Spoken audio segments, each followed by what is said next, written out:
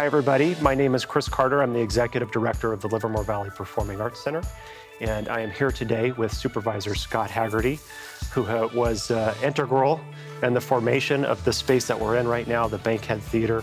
And Scott has decided not to have another term here. He's moving on, but before he leaves, we wanted to give him a chance to talk to him and say thank you so much for everything that he's done for us and for the arts. And we're so glad to have you here today, Scott.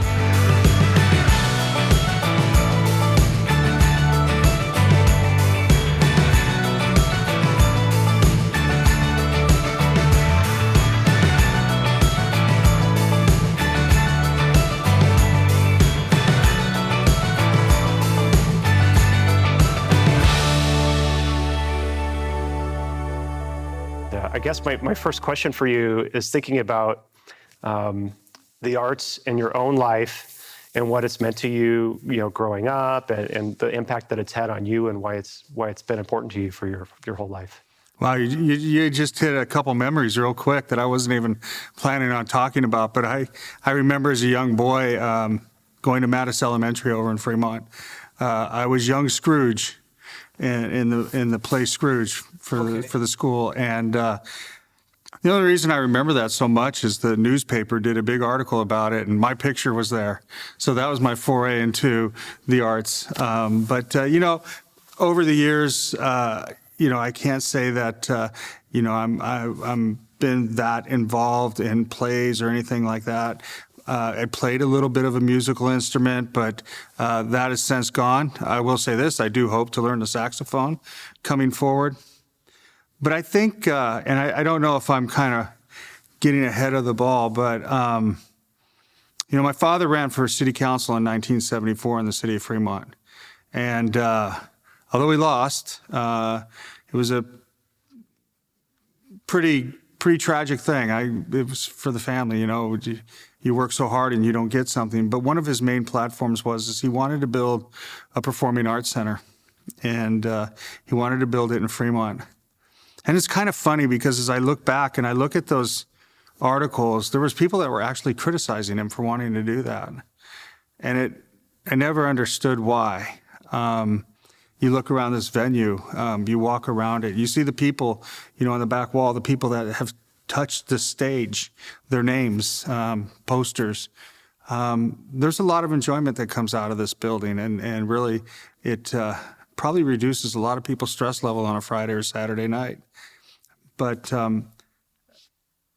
I can't tell you that when I ran for county supervisor that one of my main accomplishments would be getting a performing arts center built.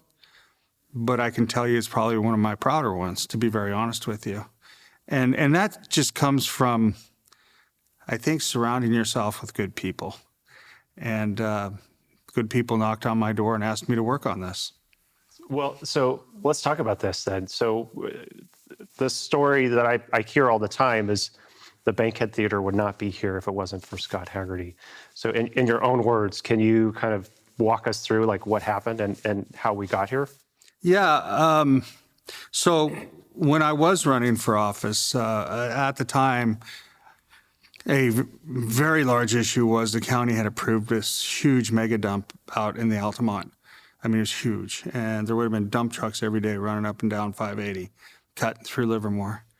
And when I got elected, I decided that's not what I wanted for Livermore, even though it was in the unincorporated area. And so we started fighting the landfill. And in fact, my predecessor, Supervisor Ed Campbell, he didn't get mad at me about a lot of things, but I think he was kind of mad at me about that one.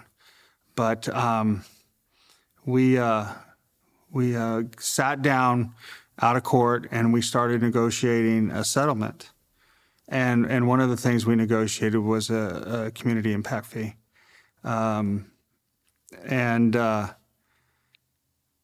Prior to that, I had met with, and there was a few people there, and we're talking 23 years ago, and for a lot of people, maybe that's not that long ago. For me, it's hard to remember yesterday, but I do remember Phil Dean was there, and I do remember Joan Sepula was there. John Shirley might have been there, I'm not sure. But we met at the Doubletree, I think it was, out in Livermore. And in fact, I don't even think it was called the Doubletree at the time. And they talked to me about this grand idea that they had, that they wanted to build this performing arts center in Livermore. And I thought, well, that's really cool. I want to be a part of that. But, you know, when you talk about building something as grand as a performing arts center, you know, as you told me earlier, 6 stories and 1 story down, and it's a lot of money. And so you try to figure out how you can cobble this together. Well, as we were going through the waste management lawsuit, I was talking to some of the council members in Livermore and saying, you know, you should really get a community impact fee, a host community impact fee. I'm really happy that my colleagues weren't watching at the time, because they probably would have said, well, that money should go to Alameda County, not the city of Livermore. But I thoroughly believe that the city of Livermore was going to be impacted by the landfill. And so we were able to put a fee that actually was money that would go to the city of Livermore for community benefit projects. And it kind of rolled around where this was the project. And this was the project the community wanted to do. This was the project that, you know, if it wasn't for Joan Sepula, I'm not quite sure this project would be here. But there was a lot of pushing and a lot of arm twisting. But when it got down to the end, the Livermore City Council graciously accepted the money coming in, and you know, continued to put money towards the Bankhead Theater. So, I mean, that's kind of a long-winded story about how it happened. But you know, who knew that? You know, I guess this is, what is it? One man's garbage is another man's treasure. So here you are, you're sitting in it, you know, here's a community treasure off some garbage. I love that story. Yeah. Well, let's fast forward a few years, because then some of the funding was to come through the redevelopment agencies, which then that money kind of went away, and the Bankhead was in a little bit of trouble. And then you came in again and kind of were instrumental in making sure that I did. we were saved. You know, back when that was going on, yeah, you know, that was a shame. The whole redevelopment. Now you're getting the politics side of me out of it. I'll try to temper it a little bit, but you know, Jerry Brown was in the governor. Jerry Brown, prior to that, was the mayor of Oakland, and the city of Oakland, quite frankly, was wasting their redevelopment money. They weren't doing things like building community assets like libraries, affordable housing, things like that. They were using it to fund cops and all kinds of other different things. So Jerry Brown got a very skewed idea of what other communities were doing with redevelopment. In fact, the county, we were building libraries in Castro Valley. We were doing a lot of good things with the redevelopment money, building affordable housing, and many cities were, including Livermore. But when he became the governor, he wanted to get rid of it. And I think to this day, the state legislature, the Assembly and the Senate, both regret that decision. I don't think it was good for the communities. We got extremely far behind on affordable housing. But a casualty out of that was the Bankhead. And I, again, had to go to my board and ask them to put some money towards this project, which we happily did. Look, you know, I think in government, when you can do something like build the Bankhead, that's really something to celebrate. It's really not something you run from. It's providing for the community. And that's what I've always viewed my job.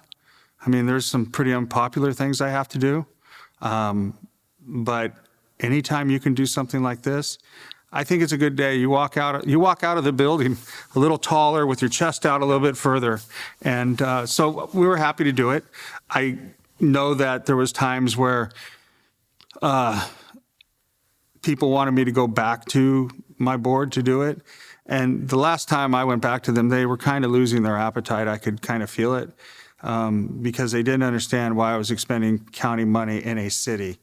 But this was so very important to keep. Well, I'm glad you did that. I am too. There's no regrets here, none at all. I think that this has really been a synergy for the whole downtown. It's done what was promised. And when you think back when I first got elected, and you look at downtown Livermore and what the Bankhead did, and then some great decisions by the city councils. And I say councils because there was a lot of councils, and there was a lot of champions even for this project.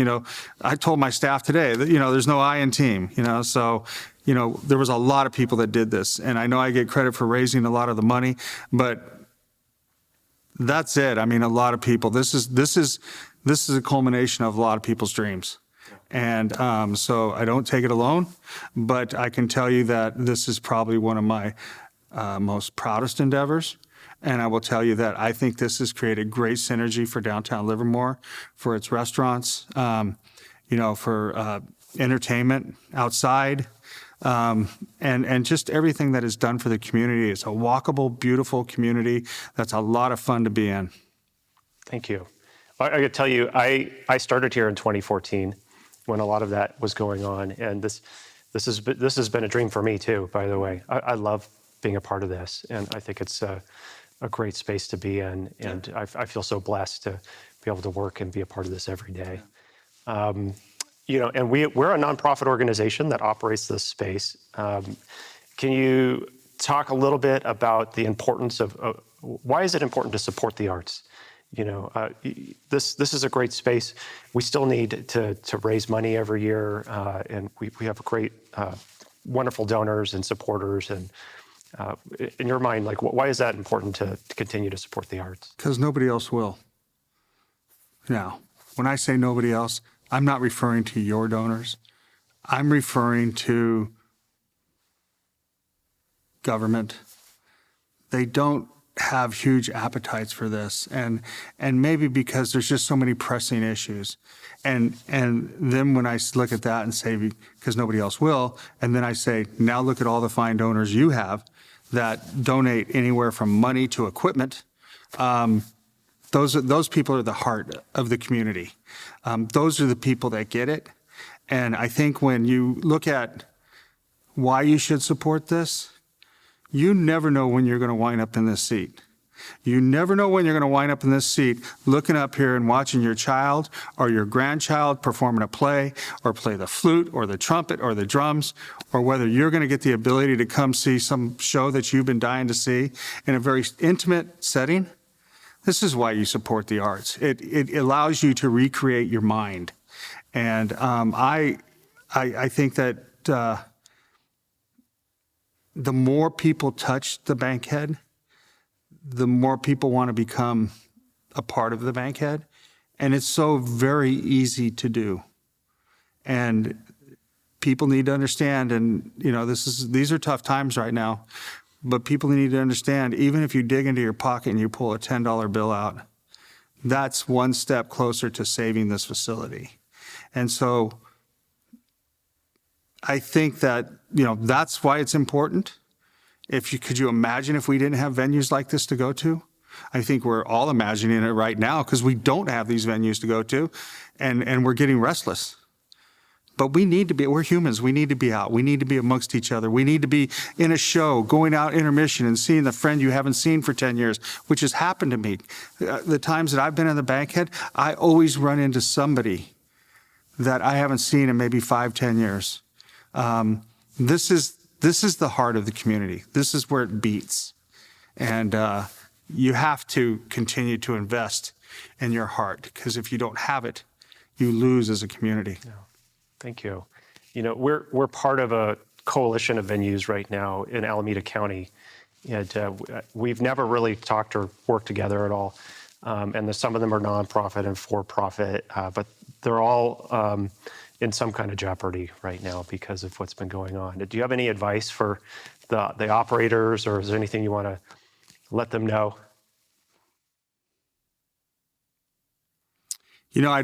I don't look to the floor because I don't have an answer. Maybe I don't. I do know Alameda County just released arts grants, and I don't know if the It's gone public who got money. I can tell you this, everybody in Livermore who asked money got money, which and they knew I was going to ask, to be very honest with you. Look, I got a phone call from my daughter today. She got her vaccine, and the vaccine is coming, and we're going to need these spaces, and we will need the small operators, the large operators, and I guess the first thing I'd say is hang on. They understand that. That's almost patronizing, because they are. But any way that certainly the county can help, we'll try with the arts grants. I think again, when it comes to the arts, it's really hard to rely on government. So when I talk about this being the heart of the community needs to help. And those of you that are running these facilities need to get out into the community. I know you are, Chris, out into the community and let them know we're in jeopardy. If we can hold on a few months, if we can just hold on a few months, and then earlier we were talking about your burn rate every month. These are big dollars. They're big dollars. But this has to matter. The arts has to matter. So I don't know that I offered a lot other than to say, I don't know of many other people, many other counties, to be honest with you, that gave arts grants. I don't know of that. We're trying as a county, but just hold on. We're almost there. Thank you. We did apply for that, by the way, so I'm thankful for that. I'm pretty sure as well. I saw you on the list. Oh, good. If you want, we can look at my email later and I'll tell you. I can't wait to find out. Yeah. I got one last thing for you. Phil Winty, I emailed him. I wanted him to show up today, but he couldn't make it. So I said, is there anything you want to say to Scott? So he wrote me a note, and he wrote, Scott was a staunch, unwavering, tenacious supporter of LVPAC and the Bankhead Theater from the very beginning, not only embracing the concept, but creatively suggesting ways to tailor the vision that would allow it to become reality. He remained confident, even with the loss of the redevelopment agency, that LVPAC could achieve a sustainable future. His leadership and determination was a huge boost for the morale of the community and the success of the Bankhead. Thank you, Scott. And then Ed Willig, who was the attorney that helped work on a lot of this. Wasn't he involved in the burning of the mortgage? He was. Yeah, that was a fun event. Yeah. I wish I could burn a mortgage once in a while. Don't we all? And he just said, I don't think the Bankhead would exist without Scott. Long before I began representing LVPAC, Scott and Joan worked together so that a portion of the host community impact fee from the landfill at Altamont and Vasco Road would be directed towards Livermore and dedicated to the performing arts. And then he wrote, the long-term steady stream of revenue from the landfills was the basis for the financing of the Bankhead Theater, and it could not have been financed without those revenues. And then he continued on to how you came later again in 2014 and saved the day for us again. And so just kind of thinking about what they said and, all these, I keep telling you, I hear these stories and thinking about your own legacy here.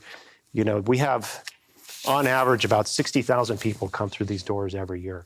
So over 12 years, that's over 500,000 have been able to come here and experience the arts in an intimate way. So thinking about how does it make you feel that that's your legacy, that this is going to be here for hopefully forever and continue to do that for this community? Well, I think what I would say to you, first of all, thank you to Phil and Ed.